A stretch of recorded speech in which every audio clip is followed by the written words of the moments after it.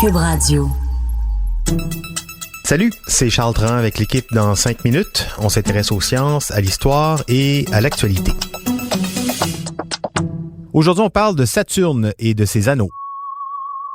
En décembre dernier, les résultats d'une étude ont rapidement fait le tour de la planète Astronomie. Saturne serait en train de perdre ses anneaux à une vitesse qui apparaît affolante, l'équivalent d'une piscine olympique à chaque 30 minutes. Est-ce assez pour faire monter la tristesse et l'angoisse face à tous ces repères qui disparaissent? En fait, que sont les anneaux de Saturne au juste et pourquoi la Terre, par exemple, n'en a-t-elle pas? Voici des réponses et précisions avec Hélène Lorrain. Bon, on va tout d'abord revenir sur l'étude sur la perte des anneaux de Saturne. On va se le dire, le pronostic n'apparaît guère réjouissant. La matière des anneaux de Saturne, surtout des morceaux plus ou moins gros de glace et de la poussière de roche aussi, mais tout ça, ça pleut sur Saturne à un rythme accablant, entre 432 kg et 2870 kg de matière à chaque seconde. Bon, ça a l'air capotant, mais Saturne, c'est une sacrée grosse planète et ses anneaux sont composés de beaucoup de matière. Donc, même à ce rythme affolant, ça va prendre au moins 100 millions d'années pour que les anneaux disparaissent. Sur une échelle astronomique, c'est effectivement très rapide, mais sur notre échelle de temps, on a encore le temps d'observer la belle planète pour plusieurs années encore. Les auteurs de l'étude sont les premiers à estimer que nous sommes d'ailleurs fort chanceux d'exister maintenant et de pouvoir observer Saturne avec son spectaculaire système d'anneaux. Mais comment les anneaux de Saturne disparaissent-ils au juste? Par l'action du champ magnétique et celle de la force gravitationnelle de la planète. Les minuscules morceaux de glace sont chargés électriquement par les rayons ultraviolets du Soleil et aussi par des nuages de plasma formés par le passage de micro-astéroïdes dans les anneaux. Donc, une fois chargées, les particules de glace se déplacent selon le champ magnétique et ça forme des traînées en forme de tire-bouchon autour de Saturne. La gravité s'occupe du reste et les particules tombent, vaporisées, sur la géante gazeuse sous la forme d'une pluie d'anneaux. Que c'est romantique.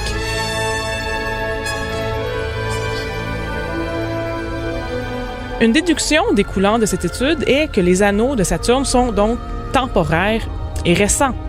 Avec cette déduction en tête, on peut logiquement poser la question à savoir si d'autres planètes ont déjà eu des anneaux aussi luxuriants que ceux de Saturne.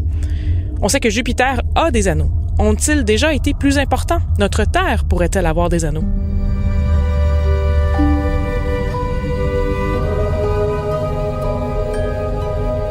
Les anneaux autour d'objets célestes constituent encore des mystères à bien des égards. Par exemple, l'étude sur les anneaux de Saturne qui disparaissent bouscule des hypothèses considérées comme valides depuis un bon moment. Alors qu'il était assez accepté que les anneaux de Saturne étaient quasiment aussi âgés que le système solaire, l'étude indique plutôt que les anneaux seraient récents. Ceci questionne également la formation des anneaux de Saturne. Il y a deux hypothèses régulièrement citées.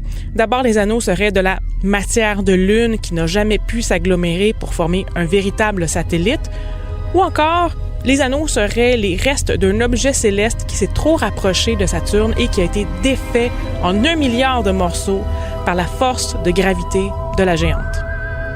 En ce qui concerne Jupiter, ces minces anneaux proviendraient de matière provenant des collisions entre divers objets célestes et ses 79 lunes. Avec la nouvelle étude, il est permis de penser que Jupiter a peut-être déjà eu un système d'anneaux beaucoup plus fourni. Ainsi, les anneaux que l'on voit présentement autour de Jupiter constituent peut-être le futur de Saturne. Uranus et Neptune ont également des anneaux et on ne sait pas vraiment comment ils se sont retrouvés là. Des anneaux ont également été observés sur Chariklo, un astéroïde se retrouvant entre Jupiter et Neptune, et les scientifiques soupçonnent qu'il y ait des anneaux autour de Rhea, l'une des lunes de Saturne. Qu'en est-il de la Terre? Si les anneaux sont si présents dans le système solaire, pourquoi notre bonne vieille planète n'en a-t-elle pas? Rappelons-nous que les anneaux sont faits majoritairement de glace. Et la glace, comme vous savez, ça fond. Je vais gagner un prix de journalisme avec ça. Et comme par hasard, Jupiter, Saturne, Neptune, Uranus, Chariklo et Rhea sont toutes situées très loin du Soleil. Dans notre système solaire, il y a une frontière imaginaire où la glace n'est pas sublimée par les radiations solaires. Il s'agit de la ligne des glaces. Chez nous, la ligne des glaces se situe approximativement à 5 unités astronomiques du Soleil, soit 5 fois la distance entre le Soleil et la Terre. Ça tombe quelque part dans la ceinture d'astéroïdes. Alors, pour qu'un système d'anneaux se forme et surtout dure, il faut qu'il soit minimalement à 5 unités astronomiques du Soleil. La Terre, située à une seule unité astronomique du Soleil, ne pourrait donc pas avoir d'anneaux très longtemps. C'est pourquoi nous n'aurons jamais d'anneaux à observer chez nous. Quel dommage. Oui, mais on a d'autres choses, Hélène. On a une belle lune, toute ronde, toute belle, toute proche, toute grise, avec plein de ressources qu'on aimerait bien exploiter.